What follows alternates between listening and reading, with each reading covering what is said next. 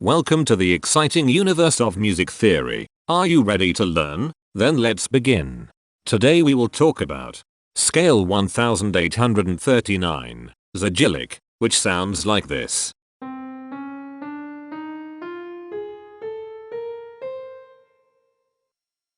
This scale has 8 tones, which means it is called an octatonic scale. This is a bracelet notation diagram of scale 1839. The shaded circles represent tones that appear in the scale, and they are read clockwise, starting at the top.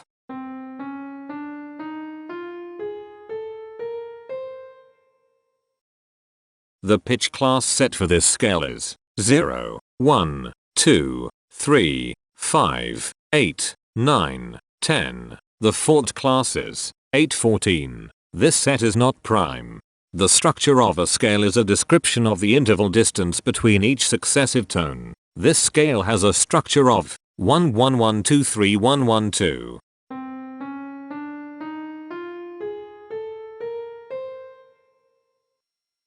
The binary representation of this scale is determined by mapping tones of the scale to binary digits. Each binary digit represents a power of 2.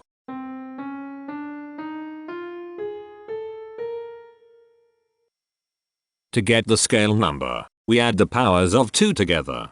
The powers of 2 that are present in the scale, all added together, equals 1839. That is why the scale number, in decimal, is 1839. The scale number not only enumerates the scale with a unique index, but it also literally describes the tonal content of the scale. Represented as a binary number in base 2, the scale number is 0111001011111.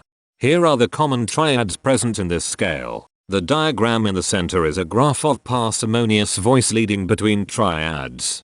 There are 4 major triads. There are 3 minor triads. There is 1 augmented triad.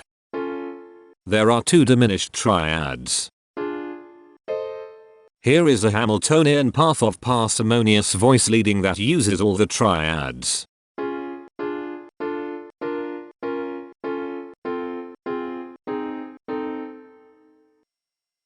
This scale has 8 modes. The first mode is itself. The second mode is scale 2967, also known as Zogyllic. It sounds like this.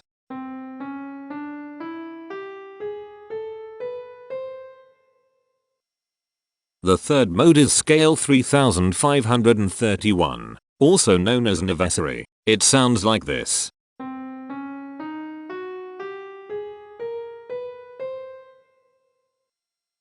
The fourth mode is scale 3813, also known as Zogyllic. It sounds like this.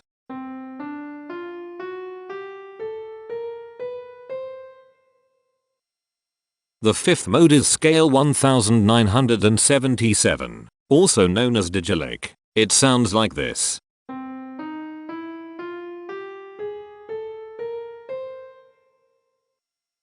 The sixth mode is scale 759, also known as octatonic. It sounds like this.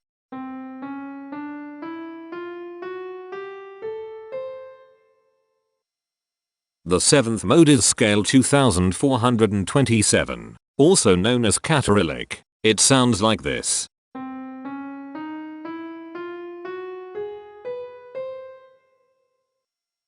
The eighth and last mode is scale 3261, also known as Zogyllic. It sounds like this.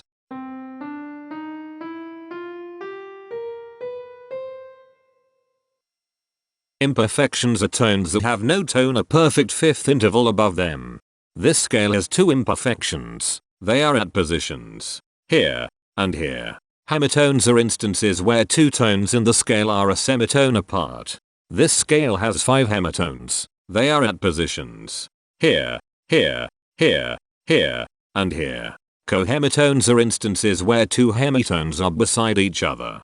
This scale has 3 cohemitones. They are at positions here, here, and here. The distribution spectra describes the size of each of the scale steps. which in turn describes how evenly spaced the tones are. A generic interval is how many scale steps are between one tone and another. A specific interval is how many semitones apart they are. The generic interval of one scale step comes in 3 different specific interval sizes: 1 semitone, 2 semitones, and 3 semitones. The spectrum width of this generic interval is the highest, 3, minus the lowest, 1, which equals 2. The generic interval of 2 scale steps comes in 4 different specific interval sizes: 2 semitones, 3 semitones, 4 semitones, and 5 semitones. The spectrum width of this generic interval is 3. The generic interval of 3 scale steps comes in 4 different specific interval sizes: 3 semitones, 4 semitones, 5 semitones, and 6 semitones. The spectrum width of this generic interval is 3. The generic interval of 4 scale steps comes in 2 different specific interval sizes: 5 semitones and 7 semitones. The spectrum width of this generic interval is 2. The generic interval of 5 scale steps comes in 4 different specific interval sizes: 6 semitones, 7 semitones, 8 semitones, and 9 semitones. The spectrum width of this generic interval is 3. The generic interval of 6 scale steps comes in 4 different specific interval sizes: 7 semitones, 8 semitones, 9 semitones, and 10 semitones. The spectrum width of this generic interval is 3. And finally, the generic interval of 7 scale steps comes in 3 different specific interval sizes: 9 semitones, 10 semitones, and 11 semitones.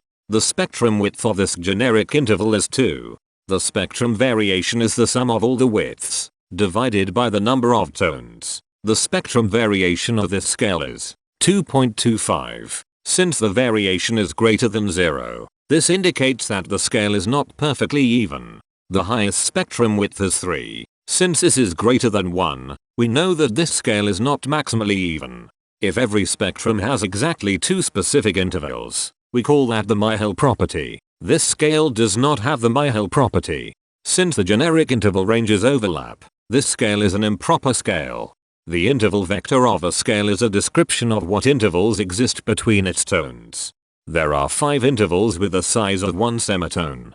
They are here, here, here, here, and here. There are 5 intervals with the size of 2 semitones. They are here, here, here, here, and here. There are 5 intervals with the size of 3 semitones.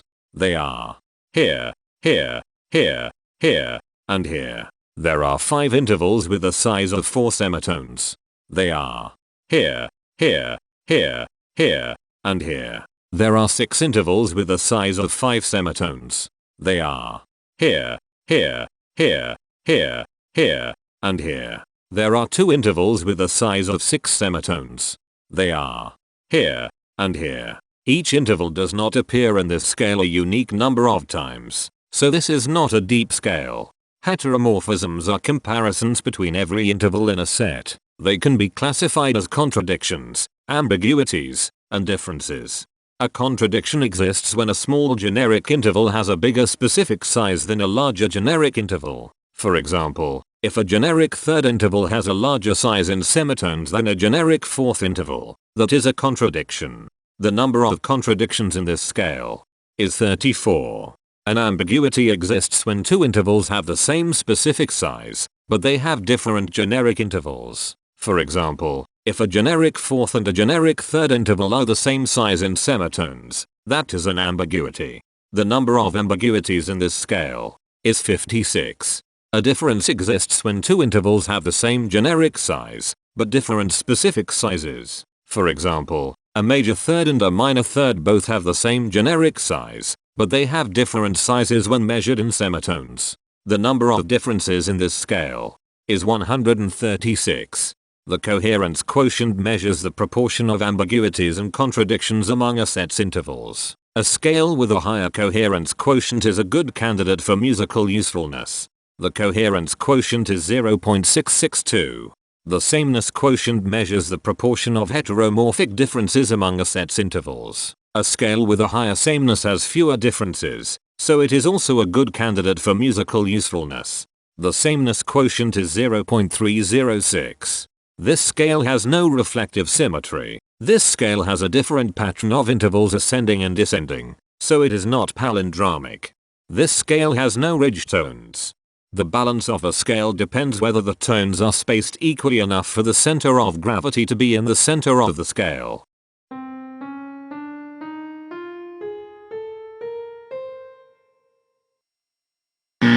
This scale is not balanced. The inverse of a scale is a mirror image. It is what you get when the sequence of intervals is reversed. The inverse of this scale is scale 3741, also known as Zogyllic. This scale is chiral. It cannot transform into its inverse by rotational transformation. This scale has no rotational symmetry. For even more detail about this scale, visit ianring.com/musictheory/scales/1839.